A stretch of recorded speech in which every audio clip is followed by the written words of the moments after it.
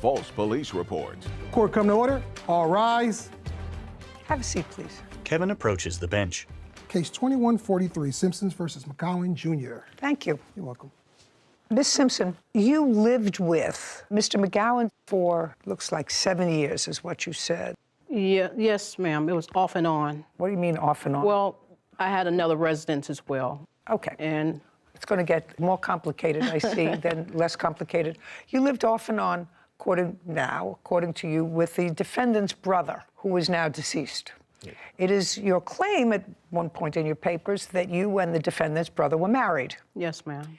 He passed away. Yes, ma'am. And it is your claim that the defendant owes you money. He was the executor of the estate, and he owes you money for property that he took from the house and for filing a false police report against you, I assume indicating that you took things from the house. Yes, ma'am. Okay.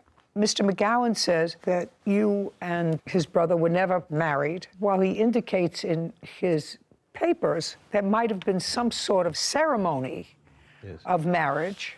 Yes. That his brother somehow must have told him that he never filed the marriage license, so the marriage was never valid. That's correct. Is that correct? That's correct. Okay. Well, let's go to that for a moment. Yeah. Yes, it's sort of curious and takes me back to law school days. And believe me, that really tests my memory. Were you at the ceremony where your brother married the plaintiff? No, ma'am, I was not. When did your brother tell you that there was a marriage ceremony? I probably heard it just throughout life. You mean throughout life for how long? From the time that he had any dealings with her. So about 7 years ago. Yes, ma'am. So you asked your brother whether he was married? Yes. How long ago was this? I would say 4 years ago. Okay, so 4 years ago, you say to your brother, I understand that you, what's your first name? Mona.